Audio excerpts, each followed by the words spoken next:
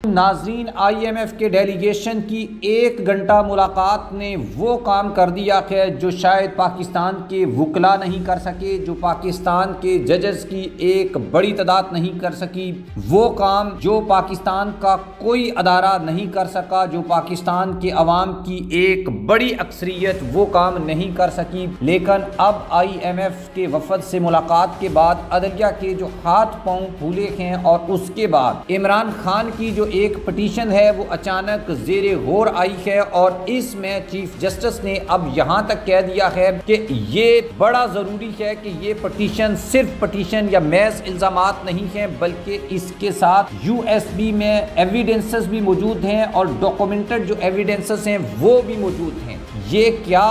तब्दीली जो है वो रुनमा हुई है ये हम आपको बताएंगे। उससे पहले आपको ये भी बताएंगे कि वकला ने लॉन्ग मार्च का ऐलान कर रखा है और क्या जस्टिस मंसूर अली शाह अब इस लॉन्ग मार्च का हिस्सा बनने जा रहे हैं। राना सनाउल्लाह ने जजेस को कौन सी धमकी लगाई है और उनके बयान की असल हकीकत क्या है और अब हुकूमत जो है उसके भी हाथ पांव क्यों फूलना स्टार्ट हो चुके हैं, वो भी इस वीडियो में डिस्कस करेंगे। आप हमारे चैनल को सब्सक्राइब कर लें, बेल आइकन को भी आपने लाजमी प्रेस करना है और कमेंट बॉक्स में भी आपने अपनी ओपिनियन लाजमी लिखनी है। दोस्तों, कल हमने देखा कि चीफ जस्टिस ऑफ पाकिस्तान ने शॉर्ट नोटिस के ऊपर एक प्रेस कॉन्फ्रेंस बुलाई, यानी मीडिया के लोगों को बुलवाया और उसके बाद ये कहा गया कि इमरान खान का खत आया है और वो खत जो है वो जो आईनी जजेस कमेटी है उनको मैंने दे दिया है और उसके ऊपर वो 184 के तहत देखेंगे। इमरान खान के लेटर बड़ा जो है वो मुतासर कुन था और उसमें एविडेंसेस थी और वो सही बात कर रहे हैं, संजीदा बात वो कर रहे हैं। उसके बाद हमने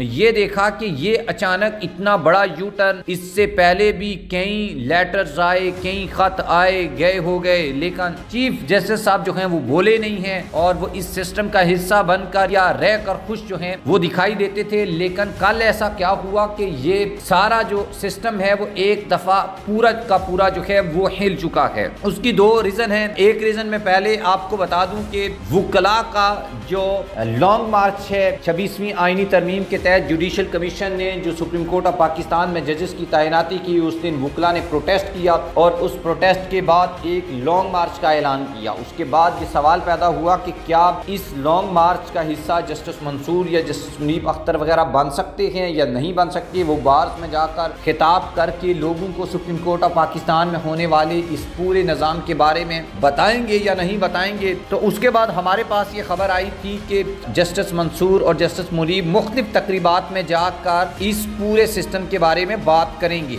और शायद जो है क्योंकि वो हाजिर सर्विस जजेस हैं और इसलिए डेफिनेटली वो अवाम में तो नहीं जाएंगे या अवाम को फ्रंट या वकला को फ्रंट से जाकर लीड तो नहीं करेंगे। तो ये सवाल जो है वो अपनी जगह मौजूद था, लेकिन हुकूमत जो है उसको फिर भी इतना ज़्यादा डर है कि अब राना सनाउल्लाह साहब जो हैं वो टीवी के ऊपर आए और उन्होंने आकर ये बात कह दी कि जनाब जो जजेस हैं इनके बारे में ये सोचा जा रहा है कि उनके खिलाफ कोई रेफरेंस लाया जाए। इससे पहले हमने देखा कि काजी फाइज ईसा साहब के खिलाफ एक रेफरेंस लाया गया था। आपको मालूम है वो इमरान खान की गवर्नमेंट लाई थी और उसकी फिर बड़ी भारी कीमत जो है वो चुकाना पड़ी थी PTI को और वो हमने देखा कि कितना बड़ा नुकसान हुआ पाकिस्तान तहरीक इंसाफ को। उसके बाद अब बिल्कुल सेम गलती ये हुकूमत भी करने जा रही है और इसके लिए जो इम्पोर्टेंट चीज़ है वो बहुत ही ज़्यादा इम्पोर्टेंट है और उसका मतलब ये है कि अब हुकूमत ये चाहती है